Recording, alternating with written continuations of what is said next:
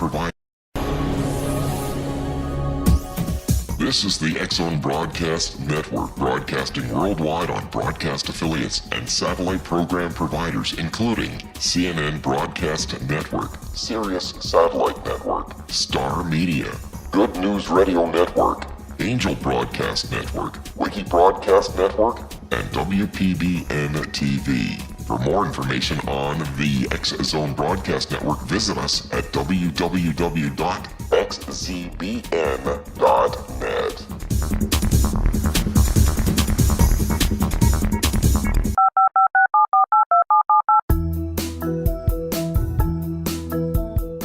Did you know that when you're on the road with limited data or Wi-Fi, you can still listen to the X-Zone Radio Show with Rob McConnell, The Science of Magic with Gwilda Wiyaka, X-1, Dimension X, Space Patrol, and every minute of the X-Zone Broadcast Network by calling 213-401-0080, courtesy of Audio Now. No smartphone, app, or internet needed. It saves your data plan and it's free if you have unlimited minutes. Call 213-401-0080 to listen on any phone, anytime, anywhere. Remember 213-401-0080 for the best of the paranormal, parapsychology, and sci-fi radio programming anywhere, 24/7, 365.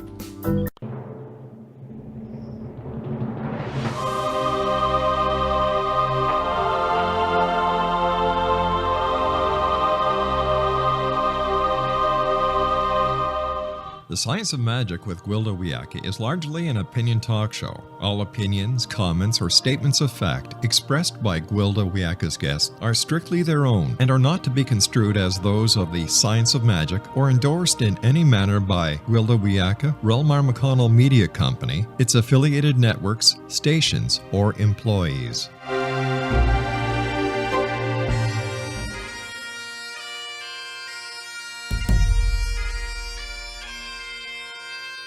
Welcome to the Science of Magic with Gwilda Wiyaka, a program dedicated to uncovering the unified nature of reality and humanity's ever-evolving place as truly galactic beings. For more information on the Science of Magic with Gwilda Wiyaka, visit us online at www.thescienceofmagic.net.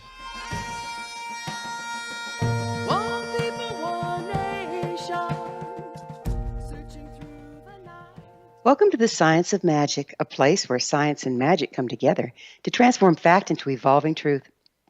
We're proudly coming to you through the ever-expanding X-Zone Broadcast Network, xzbn.net, and we can also be found on our website, thescienceofmagic.net. I'm your host, Gwilda Wiyaka. This hour, we'll be exploring gratitude. All religious and shamanic traditions tell us that gratitude is the great transmuter. The high-frequency expression of gratitude can change disadvantage into advantage. Anything blessed with gratitude is enhanced by it. Consider the universal concept of saying grace or giving gratitude for a meal before eating. In so doing, we raise the frequency of our food, making it more nutritious, easier to digest and absorb. Gratitude for the events of our lives can shift our self-perception, transforming us from being victims of circumstance into powerful co-creators. We can whine about difficult things that have happened to us, tenaciously cling to our hurt, or choose to be grateful for the lessons and strengths these events have provided. As long as we cling to resentment and remain unappreciative, we cannot reap the vast rewards of our trials and tribulations. If we're not grateful for things we acquire, we never really fully receive them. Instead of owning them, they burden us. Individuals brought up in consumer-based societies are trained to disregard the importance of gratitude. In effect, this keeps us in constant state of perceived lack, always seeking more, the perfect consumer. Because we're unable to acknowledge that we have given gratitude, we never are really sustained, nurtured, or feel that we have anything. The same is true of our physical bodies. We're conditioned to believe how we look isn't good enough. We need to be slimmer, taller, shorter, have a flatter stomach, or a larger chest to be acceptable. This negativity is projected onto our bodies rather than gratitude for their great service to us. Is it any surprise that eventually our bodies become ill when subject to the low frequency of negative judgment rather than the high frequency of gratitude? We're all faced with a stunning dilemma. We must have gratitude to heal, and only healing brings true gratitude. So how does one get beyond this paradox? Fake it until you make it. Act as if it's so, and so it shall become. By watching our internal dialogue and replacing our destructive messaging with grateful thoughts, we can start to turn the tide of negativity. Our thoughts and words have amazing power and create what they advocate. When we catch ourselves thinking negative things about our process, our lives, our bodies, it's very useful to speak the antidote out loud. By voicing the correction, we further empower its ability to cancel out the low-frequency thought form. For example, I may look in the mirror and hear myself judging against the fact that my legs are admittedly too long for my body. If I catch myself and state out loud, "My legs are long, strong, and shapely. They get me where I want to go," I'm grateful for them. I've not stated a lie, just reframed the criticism I grew up with. Eventually, this will reframe my experience as well.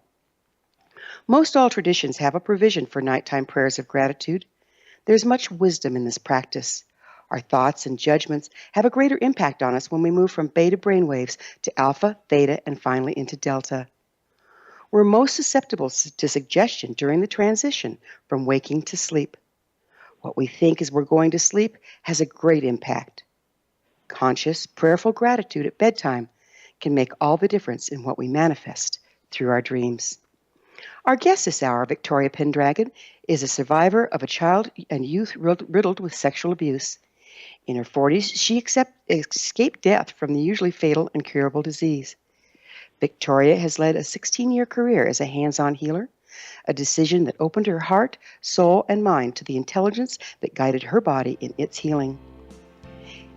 After this commercial break, I'll introduce Victoria, and together we'll explore the transforming power of gratitude and the magical world of sleep, so don't go away. You're listening to The Science of Magic. Prior innovative episodes can always be found on our website, thescienceofmagic.net.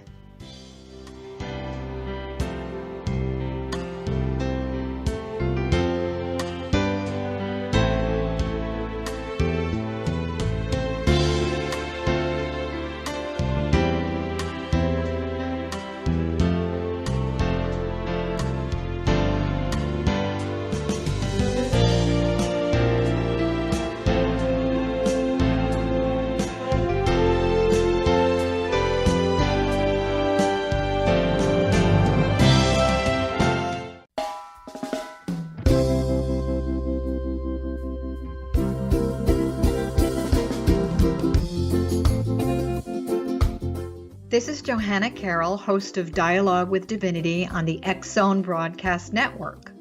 While walking along Kaanapali Beach in Maui this past year, I kept discovering all these shells and coral in the shape of hearts.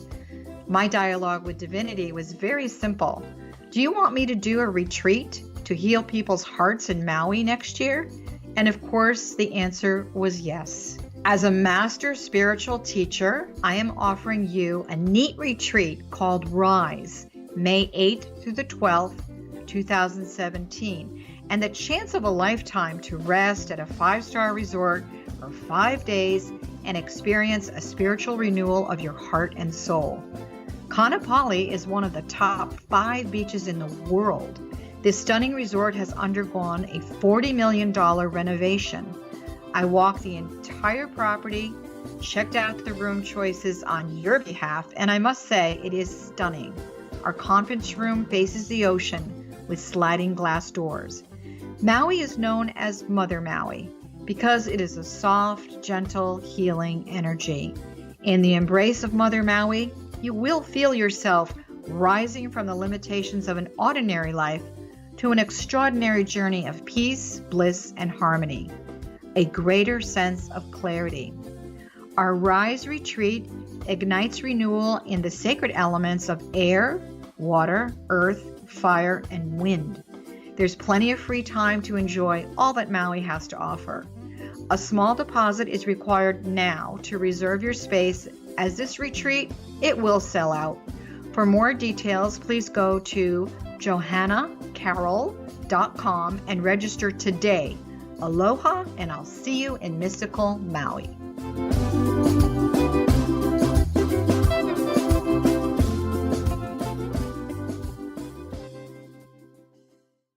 How would you like to be able to read other people's minds? Well, the next best thing is here. When you know how to read a person's name, you know how the person thinks, feels, and behaves.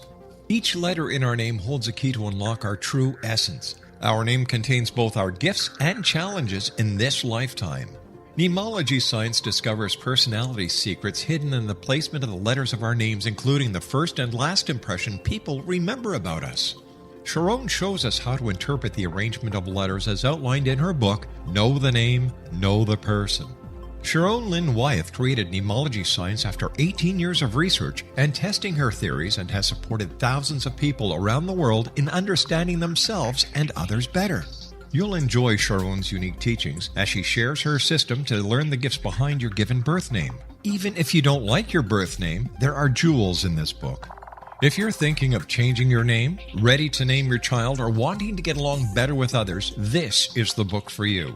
If you'd like to improve your relationships and change your life for the better, get the book today, Know the Name, Know the Person, or visit www.knowthename.com. That's www.knowthename.com.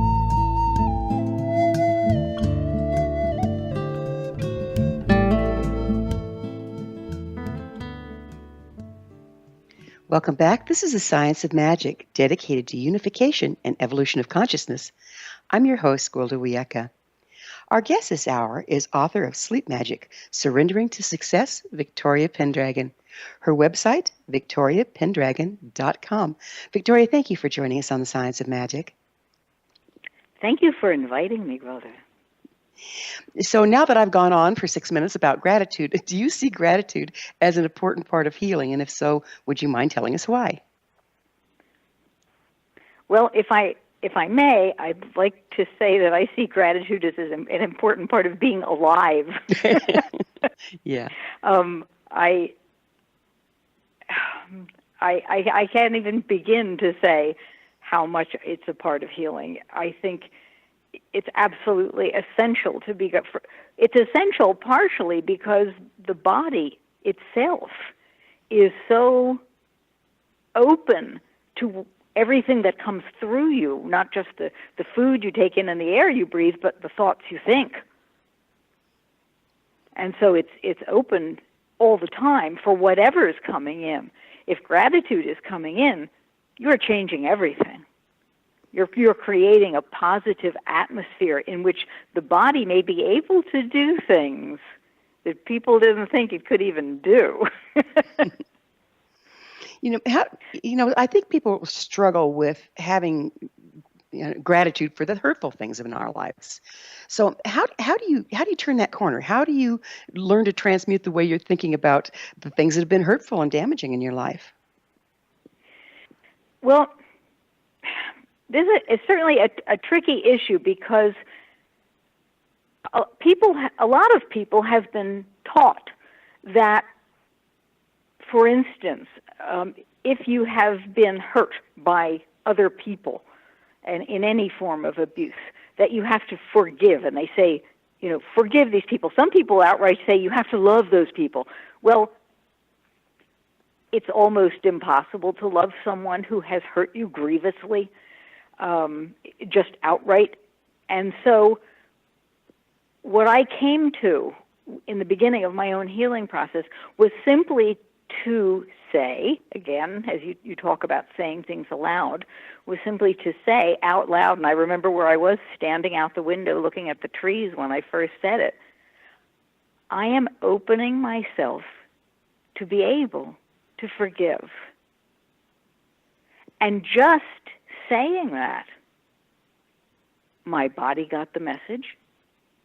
And as time passed, and interestingly, one of the most important aspects of this happened in sleep.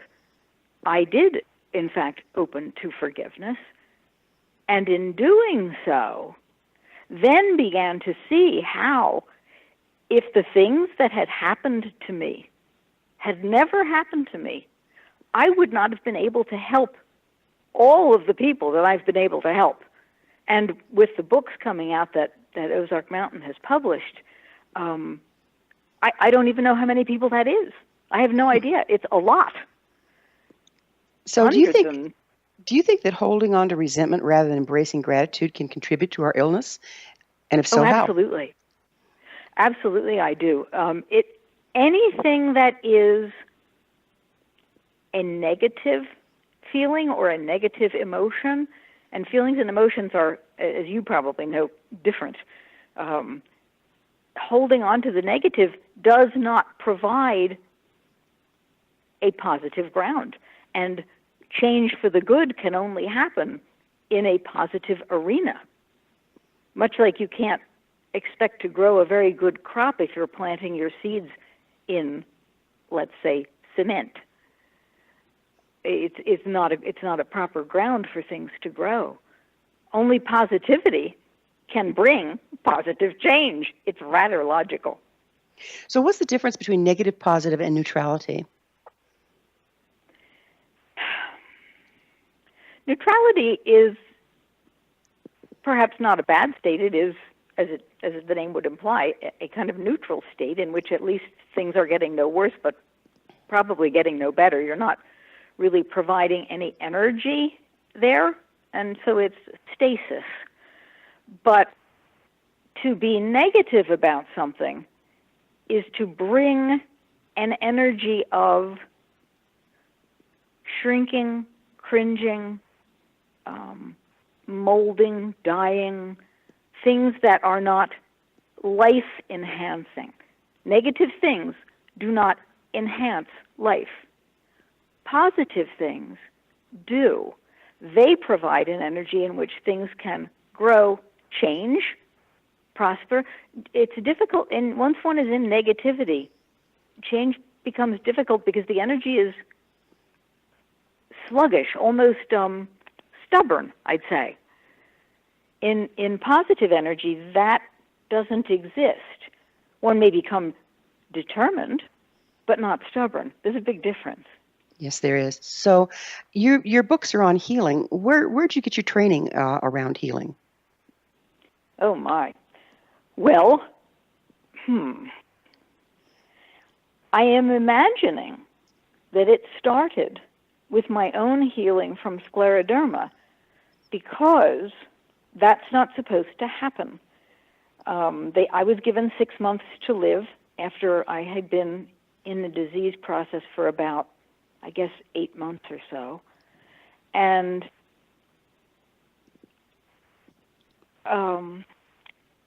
at that point, things began to change for me. I at first got really angry and was very much lodged in a negative energy because I was in a lot of pain. It's very difficult to be positive when you hurt so much that you cannot even bear to sit down because your skin feels like it's on fire. I have no words to describe the pain that I was in. It was unimaginable. And so it was difficult to be positive. So I, for the beginning of my illness, was furious with the universe, just furious, because I hadn't had an easy life. And I woke up every morning and greeted the sun each day with gratitude, and perhaps hope and expectation as well, because I would think, well, maybe today everything will change. And it never did, but I never stopped that. And so when I got this horrifying illness that was now going to kill me, I was pretty negative. And all of a sudden, one morning, I awoke from a kind of a stupor because I had, as I said, I'd always awakened in the morning, even in the beginning of the illness, and thought today, maybe this will change. I'd look out at the sun and as it rose, and I would imagine light coming into my life. And just as I was stopping that, because I thought to myself, what am I hoping for? This is hopeless. Nothing is going to happen. One morning, the sun woke me up, and I leapt out of bed. I threw my hands up to the ceiling, which was unheard of because I could barely move without being in excessive pain. I mean, excessive is not even the right word. And I said out loud again, make me an open channel. And then I was like, what? What did I just say? What did I just do? What just happened? And I went downstairs and I immediately painted the image that I had seen when that happened, which was a rather bland image of kind of a prairie land almost, with 7 bushes growing on it. And underneath that, there were words, and the words said 7 reasons to live. And I didn't know what that meant, but something had propelled me. And I think it's that something that began my understanding of what healing was. My understanding of healing started with my own healing and the realization that my dreams were bringing me something, and I needed to pay attention to it. I needed to focus not on the pain, not on the discomfort, not on being angry, but on these gifts that I was receiving when I was asleep. Because previously I had been angry about them. Because I said, why can't I have this when I'm awake? I don't want this when I'm asleep. And whatever this happening was, it opened me to the fact that I needed to be more aware and grateful for these dreams, that they were bringing something at a very important level. And at that point, everything started to shift. So, and shortly, go ahead. I understand what you're saying, and I totally agree with you about how, as you know from my intro, how what we go to bed with, what our dreams are, what our attitude is, can help our personal health. But what I'm asking is, why did you, what gives you the authority and the training to work with other people's health? Well, as a matter of fact, I would say that is exactly what gives me the authority and the training. However, I did, after at least 6 of the alternative healers that I had worked with told me that I was a healer, I had another one of those experiences, and it was years later, probably about 3 years later after that original one. And again, it was another mystical experience, and a body of light appeared in the room where I was and told me that I had to share what I had with others. And so, would you mind getting some validation from that, if you'll let me finish, I'll get into the training. After that, I thought to myself, I cannot just go out into the world knowing what I know and say, come on over to my house, I've got some good energy and I can help you. And thus began the training, first in Reiki, then in magnified healing. I've got masters in both of those, and numerous other healing practices that I got certification in. Which were those? Besides the magnified healing and the Reiki? Uh-huh. I'd have had to get my certificates out. They were usually like a weekend workshop in something, and I've forgotten the names because, frankly, they were things I was getting because I knew I needed to have the certifications. Okay, so and I don't mean to sound egotistical, but I was it felt like I had been created by the disease process and the healing from it to be what I was, which was very much a shamanic healer. Now, Reiki isn't thought of as a shamanic way of healing, but because of my experience with the abuse that began when I was in big quantities when I was 4 years We're old. we're going to have to take a break, Victoria. We'll Go ahead. pick this up on the other side of the break. Victoria and I will return to our discussion. We are coming to you through the land of leading-edge paranormal broadcasting, the X Zone Broadcast Network. Don't miss the other fine shows and hosts on xzbn.net. You're listening to The Science of Magic, thescienceofmagic.net. I'm Gwilda Wiyaka. We'll be back shortly, so don't you go away.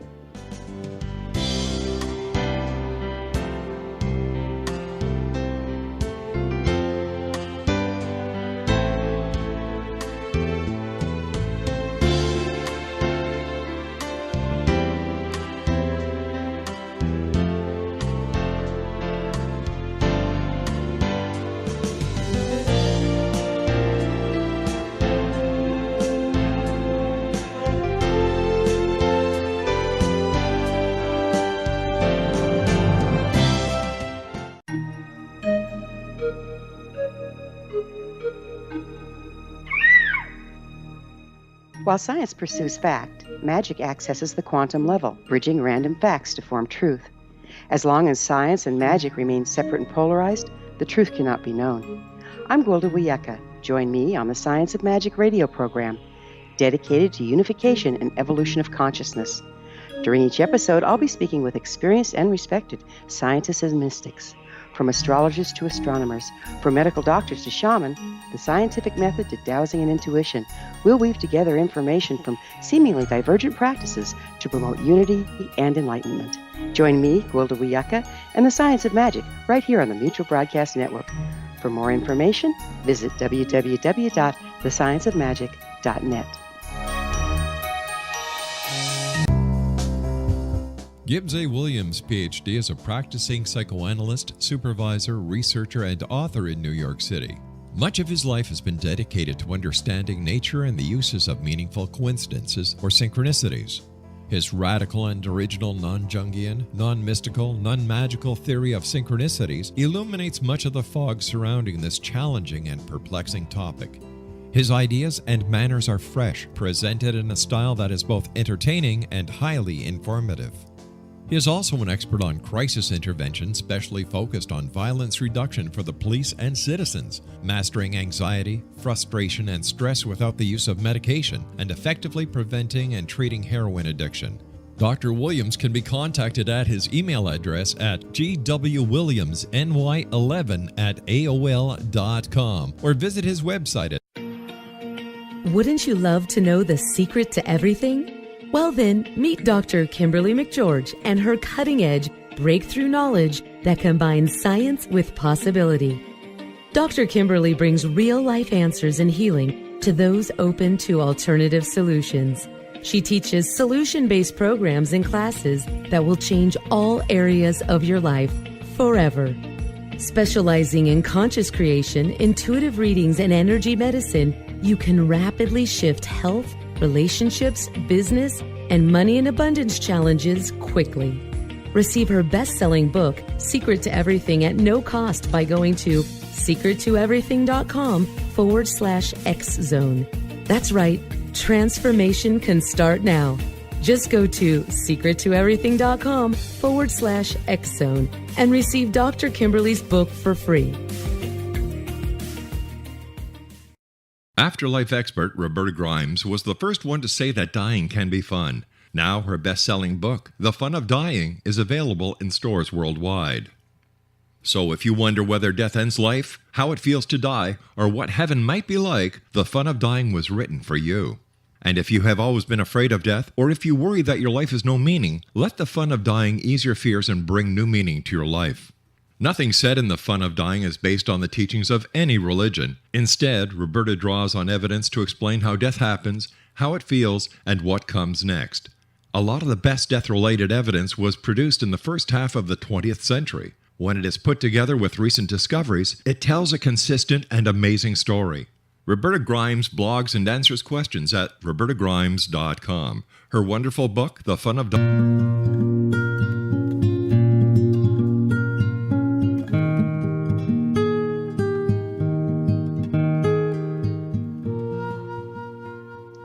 Welcome back. This is the Science of Magic, a place where magic and science come together to promote enlightenment. I'm your host, Gwilda Wiyaka. Our guest this hour is the author of many fine books, including Sleep Magic, Surrendering to Success, Victoria Pendragon. Victoria, would you please define, you mentioned you were told you were a healer. Would you tell me what a healer is exactly? I can tell you what I think a healer is. I think that a healer is a person who assists another person in opening to their own healing energies. So how does that make one of us different from the other? Can't we all do that for each other? Absolutely. That's my third book for Ozark Mountain. It was called Born Healers. I believe we are. I believe that's what we're actually meant to do. So to heal each other in our daily interactions with other people. So if we approach each other with a positive outlook and that sort of thing, is that the healing that we offer each other? Yes, I suppose it is. In its simplest terms, yes. Because I also don't think that any of us has any right to, for instance, send somebody healing energy when they haven't asked for it. But I think that to be a presence that someone can, in a sense, draw from is perfect. So do you think that as healers that we should advise other people? I'm trying to get the ballpark. Where does our responsibility lie? Where does our responsibility for encouraging people to go to mainstream medicine? How do you dance with all that?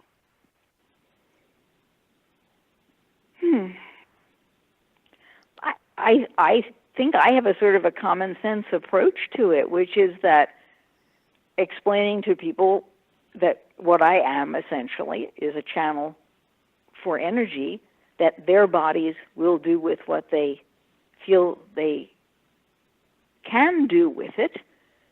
And if it seems that they should be seeing a doctor, I would recommend that. I've had people lying on my table and felt something and said, go to a doctor. You need to get medical help now. That's happened.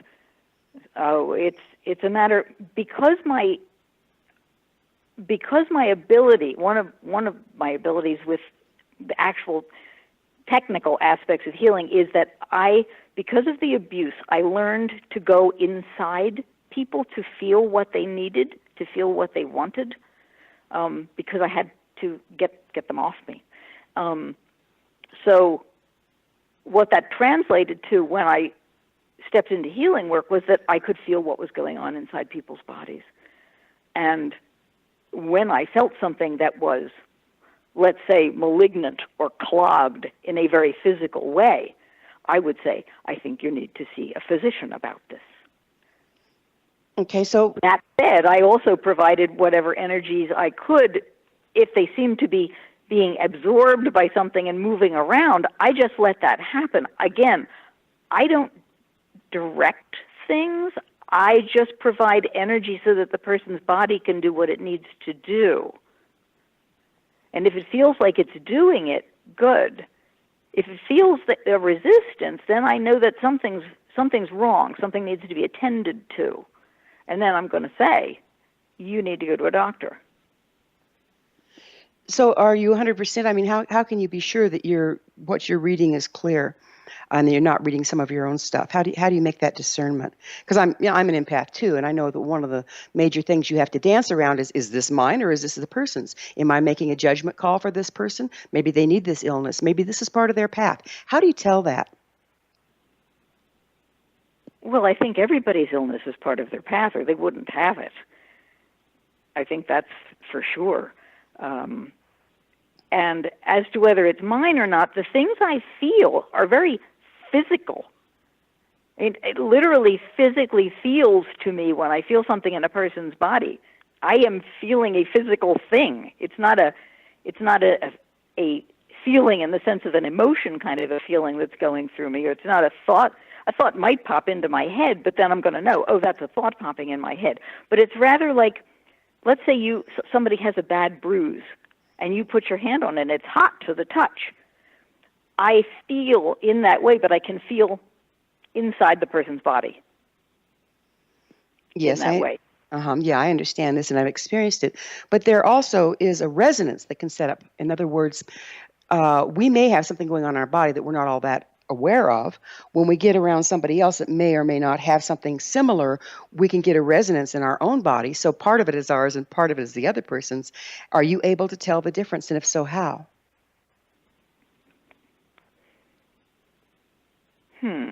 How? Yes, I know what you're talking about feeling that resonance. The how of it, I don't think I can put into words, because that's also at a physical level, and it's like just under the level of conscious recognition is what I'll call it. And then, then I have to, if I'm working on this person, I have to either sieve it out, or possibly I did have one occasion where I explained to the client that I couldn't work with them because I couldn't get a clear discernment. How much do you think that your history of sexual abuse is still affecting you? And have you cleared it, and if so, how? Oh, at this point in time, I would say that I have retained the gifts that it brought me, which is to say that I still retain that. I haven't been doing hands-on healing for about 6 years now, because I've devoted my efforts to putting what I know into book form so that more people can have it, and have it free, essentially very inexpensively, so that they can work on themselves. And the way that it has cleared in me for the most part has been with sleep magic, which is why I wanted to write the book. I've been so impressed by the absence of the kinds of reverberation that I used to get from things, that I just knew it was good. And so I started taking my hands on clients and having them try the sleep magic themselves, helping them to figure out how to write this, how to write that, how to put that into words so that they could talk to their bodies. And to a person, every one of them noticed even more change than when they had been working with me. And so I would have to say that at this point, I feel I retain only the gifts. I found it interesting. It's the first thing in your bio. It feels like it's still very present with you, and that's why I asked. That is for other people to see.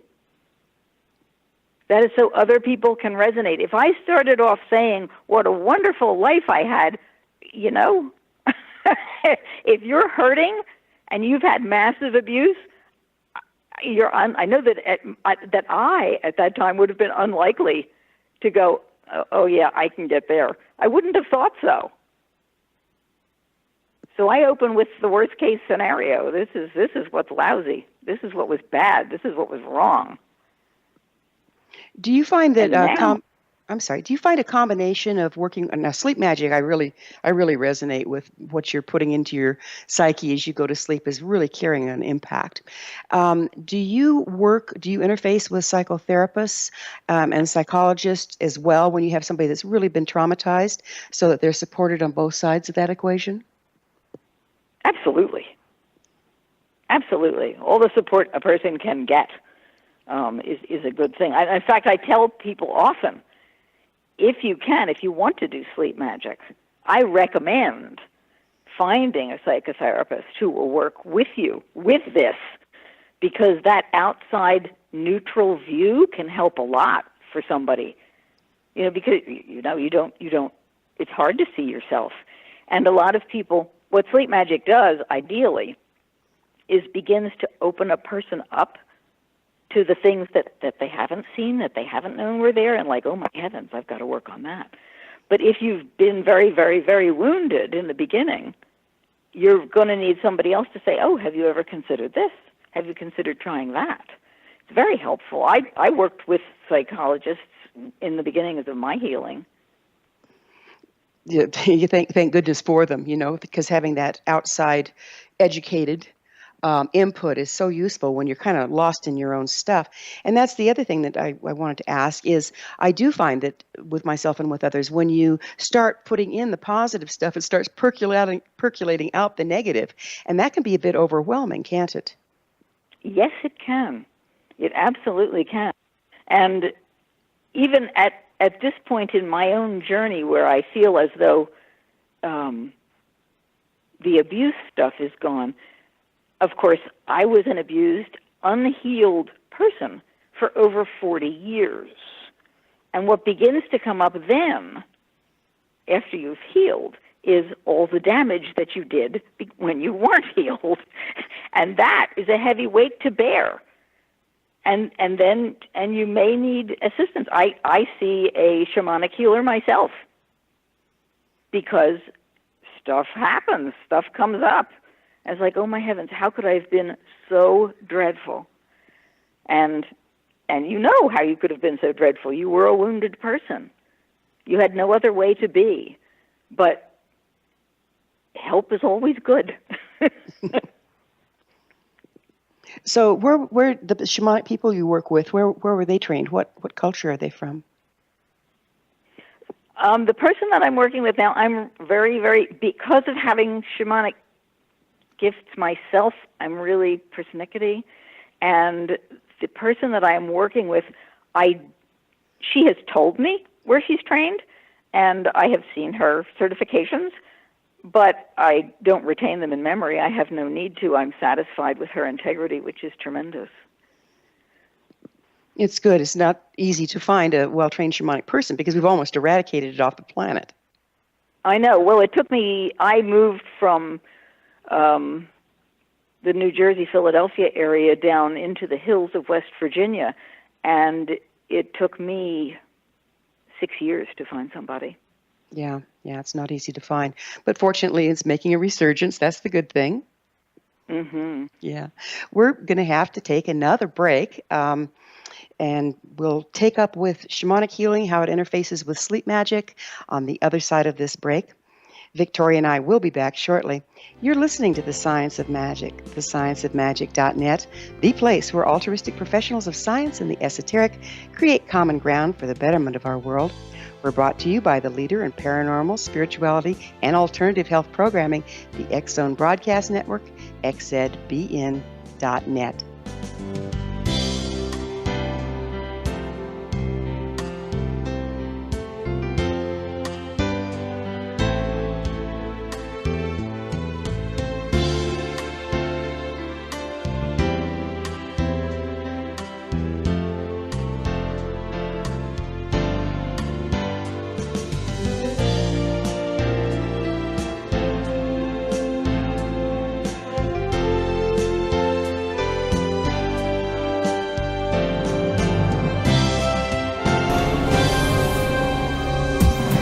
This is the X-Zone Broadcast Network, broadcasting worldwide on broadcast affiliates and satellite program providers, including CNN Broadcast Network, Sirius Satellite Network, Star Media, Good News Radio Network, Angel Broadcast Network, Wiki Broadcast Network, and WPBN TV. For more information on the X-Zone Broadcast Network, visit us at www.xzbn.net.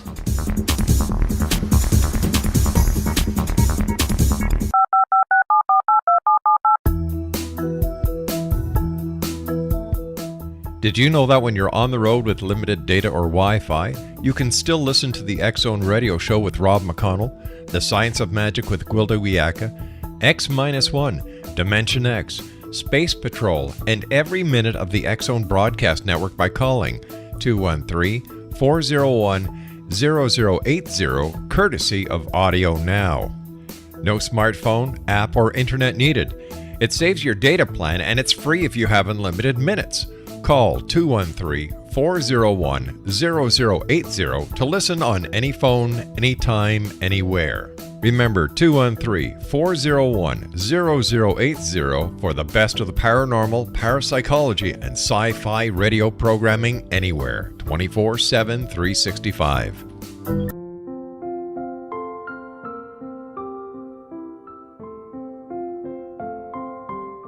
I am Dr. Carl O'Helvey, founder, president of a new cancer foundation focusing on evidence-based physical, mental, and spiritual interventions, including natural cancer cures, prayer, meditation, affirmations, nutrition, and other related holistic cancer prevention and cure modalities. These are used in cancer education, research, and financing care. I ask for your help to continue this important work by donating at www.holisticcancerfoundation.com.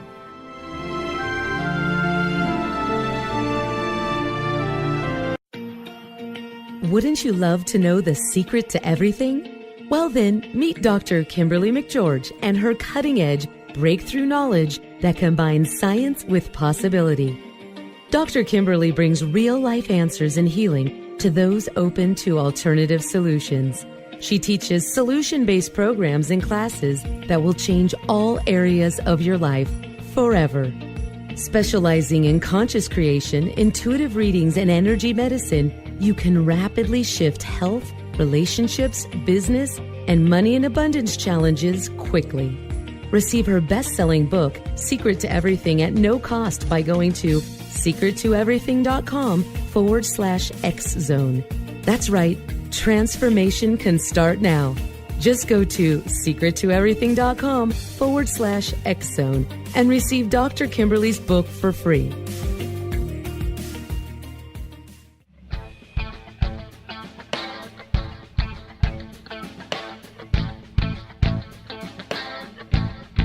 What Happened in Benghazi is revealed by Nicholas Genix, author of Obama, Islam, and Benghazi. He informs the American people that President Obama deceived them by advocating a strong foreign policy prior to the 2012 presidential election, and Hillary Clinton supported this deception. As the title infers, there is a connection between Obama, Islam, and Benghazi. Ample evidence informs Americans that Obama's early indoctrination in the Quran developed an affinity for Islam, why the Quran is the source of discontent in many countries, and why the Obama foreign policy deception led to poor military action and caused the loss of American lives in Benghazi. Genix provides 36 questions for the Select Committee on Benghazi to validate if Americans are justified to mistrust President Obama and Hillary Clinton. An overview of Obama, Islam, and Benghazi is presented on the website www.futureofgodamen.com. That's www.futureofgodamen.com. You're listening to the X-Zone Broadcast Network, www.xzbn.net.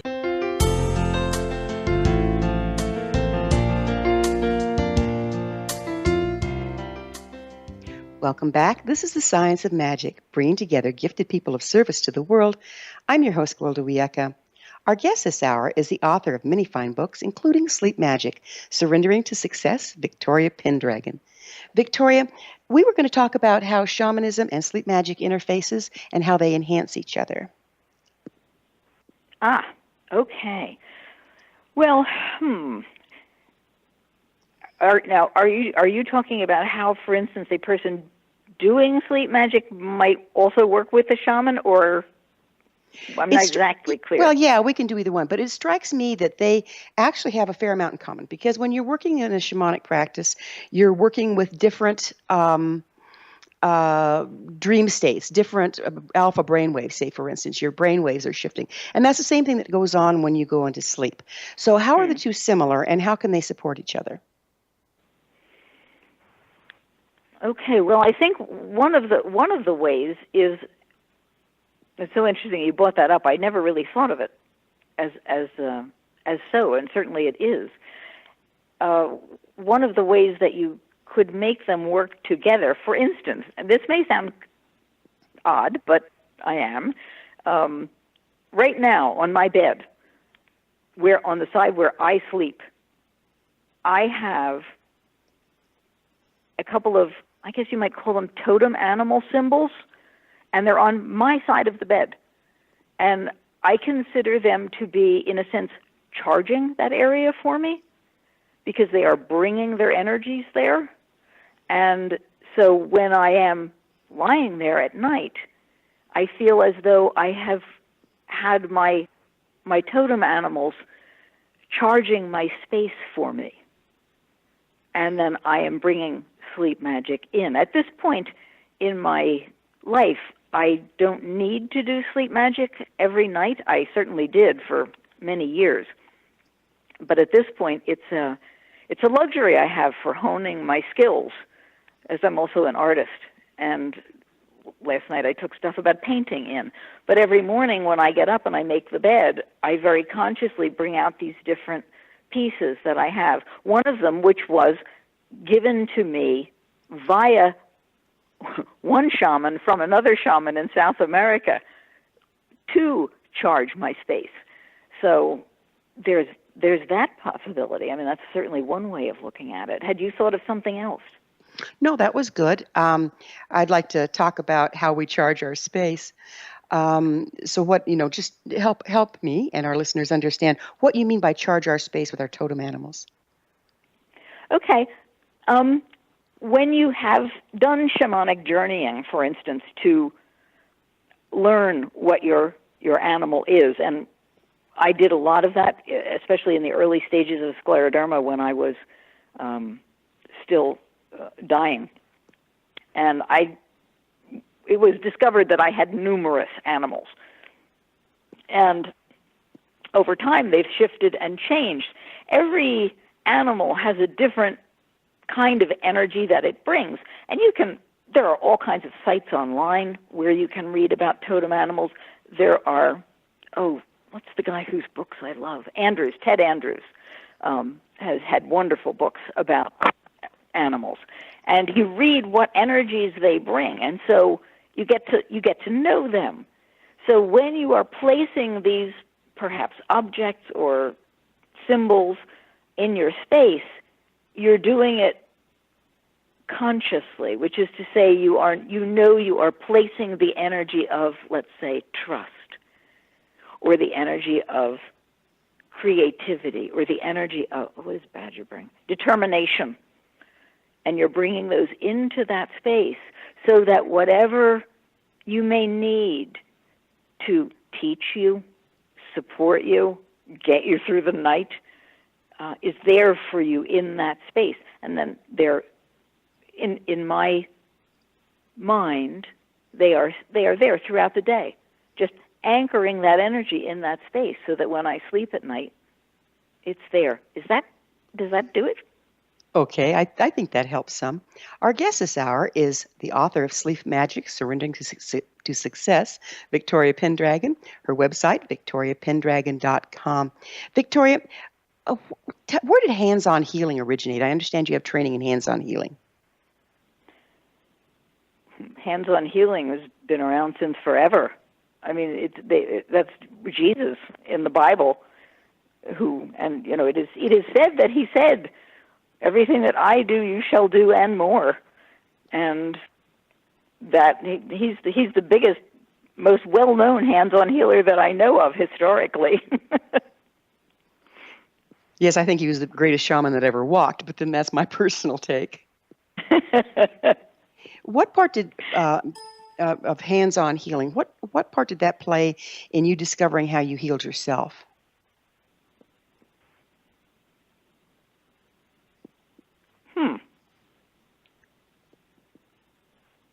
That's difficult to say. And I don't think, by the way, that I did heal myself. I think, like I mentioned before, I think I am, in a sense, being healed by something larger than myself. Maybe, I don't know.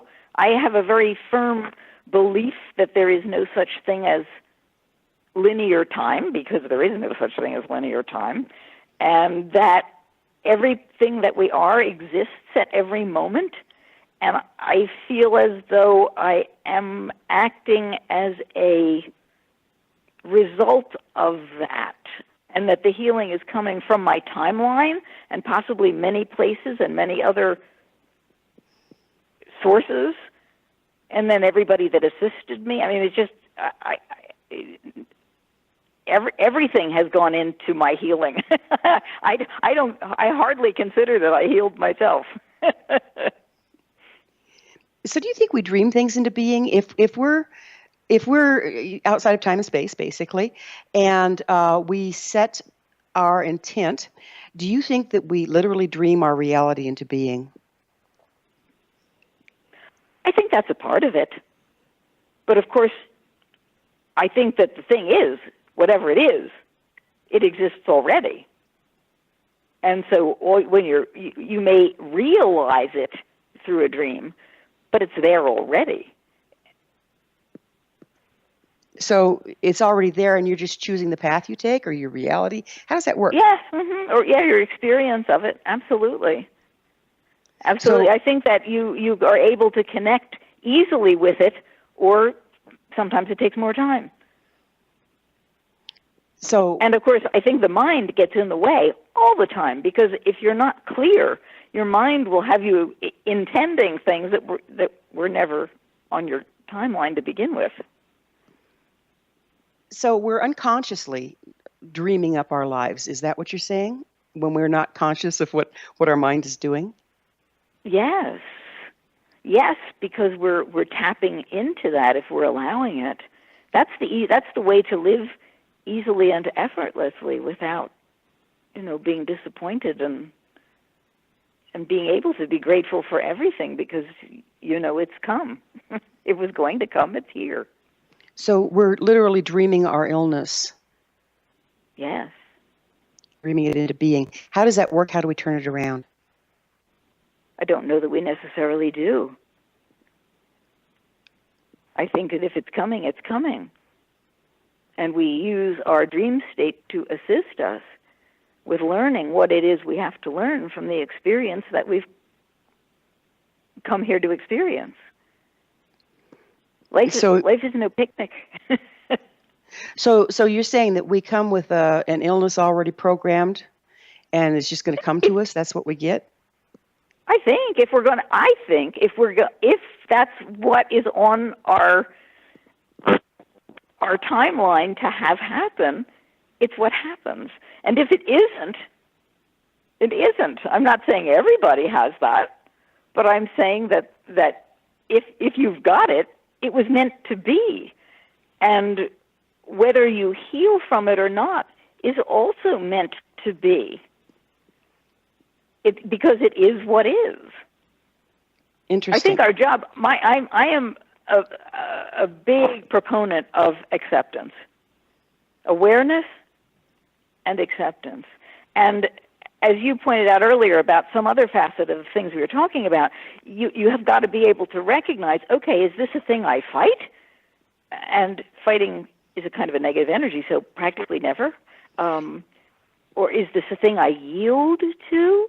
Is this a thing I'm supposed to, My question here is I'm still kind of struggling with this. You really believe that we come in destined and doomed to have an illness, that we don't create it through our unconsciousness, but rather we come in with an illness programmed? I'm kind of lost there. I love that you say doomed. I don't view illnesses as being doomed to something. I view them as an opportunity for learning something. My heavens, I would not have the amazing life I had today if I hadn't gone through that horror. But it felt horrible at the time, and I'm happy to say it was one, but I learned a tremendous amount. I think our whole approach needs to be, how do I work with this? Yes, what true. can I get from this? Time flies, Victoria, and we're out of it. Thank you so much for being on the show. Our guest this hour has been author of Sleep Magic, Surrendering to Success, Victoria Pendragon. Her website, victoriapendragon.com. This has been The Science of Magic. Remember, you can always listen to past thought-provoking episodes on our website, thescienceofmagic.net. Until next time, dear ones, may you be blessed with knowledge and comforted with love as you embrace gratitude in all things.